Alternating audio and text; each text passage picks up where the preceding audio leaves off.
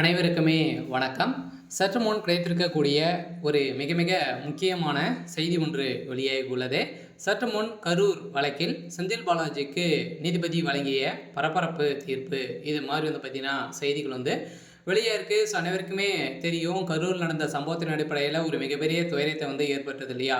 So இந்த நிலையில் இதற்கு செந்தில் பாலாஜி அவர்களுக்கு பார்த்தீங்கன்னா இதில் முக்கிய காரணம் இவருக்கு இருக்குது அப்படின்ற மாதிரி தான் ஸோ ஒரு மிகப்பெரிய சந்தேகத்தின் அடிப்படையில் சிபிஐ விசாரணையில் இறங்கியிருந்தாங்க. ஸோ இந்த விசாரணை அடிப்படையில் சதுரடியாக செந்தில் பாலாஜி அவர்கள் பார்த்தீங்கன்னா ஒரு மிகப்பெரிய குற்றவாளி. இதில் பார்த்தீங்கன்னா அவர் செய்தது ஒரு மிகப்பெரிய குற்றம் அப்படின்றத தெரிய வந்திருக்கு.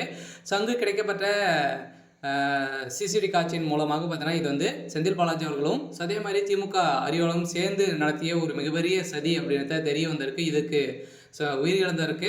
இது வரைக்குமே பார்த்தீங்கன்னா 41 உயிர்கள் இருந்திருக்கு. இந்த உயிர்களுக்கு அனைத்துக்குமே தமிழக அரசு தான் பொறுப்பேற்க வேண்டும் அப்படின்ற மாதிரி நீதிமன்றம் போட்ட உத்தரவின் அடிப்படையில் ஸோ இதற்கு அதிரடியாக செந்தில் பாலாஜி அவர்கள் பார்த்தீங்கன்னா செய்தது ஒரு மிகப்பெரிய குற்றம். ஸோ பார்த்தீங்கன்னா குற்றவாளியாக செந்தில் பாலாஜி அவர்கள் கைது செய்யப்பட்டிருக்காரு.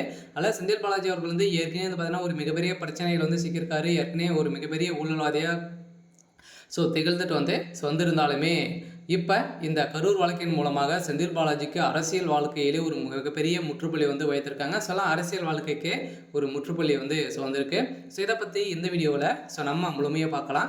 ஸோ அதுக்கு முன்னாடி நம்ம சேனலுக்கு இப்போ தான் நீங்கள் முதல் முறையாக ஸோ வந்திருக்கீங்க அப்படின்னா மறக்காமல் நம்மளுடைய சேனலை சப்ஸ்கிரைப் பண்ணி சப்போர்ட் பண்ணுங்கள். ஸோ வாங்க வீடியோக்குள்ளே போகலாம். ஸோ பார்த்தீங்கன்னா அனைவருக்குமே தெரியும், இந்த கரூர் வழக்கு சம்பவத்தின் அடிப்படையில் 41 உயிர் இருந்தது.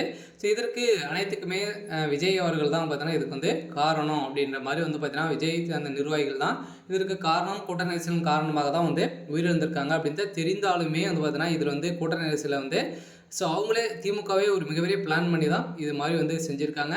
இந்த பிளானின் அடிப்படையில் செந்தில் பாலாஜி அவர்கள் அங்கே கூலிப்படையை இறக்கி இது மாதிரி சம்பவங்கள்லாம் பார்த்தீங்கன்னா விஜய் மீது செருப்பு கற்கள் அனைத்துமே எரிய சொல்லி ஒரு சில பேரெல்லாம் இறக்கியிருக்காரு. ஸோ அவர்கள்லாம் பார்த்தீங்கன்னா கேமரா மூலமாக வீடியோவோடு பார்த்தீங்கன்னா வசமாக சிக்கியிருக்காங்க. இதில் அவர்கள் கொடுத்த வாக்குமூலத்தின் அடிப்படையில் தான் இப்போ செந்தில் பாலாஜி அவர்கள் வசமாக சிக்கியிருக்காரு. இப்போ செந்தில்குமார் அவர்கள் பார்த்தீங்கன்னா போட்ட உத்தரவின் அடிப்படையில் இப்போ நீதிமன்றம் அதிரடியாக உத்தரவு போட்டிருக்காங்க. செந்தில் பாலாஜி அவர்கள் ஏற்கனவே சட்டத்துக்கு விரோதமான பண பரிமாற்ற வழக்கிலும் அதே மாதிரி டாஸ்மாக் நிறுவனத்தில் வழங்கிய தீர்ப்பின் அடிப்படையில் இப்போ ஆனந்த் வெங்கடேஷ் முன்பு பார்த்தீங்கன்னா வந்திருக்கு.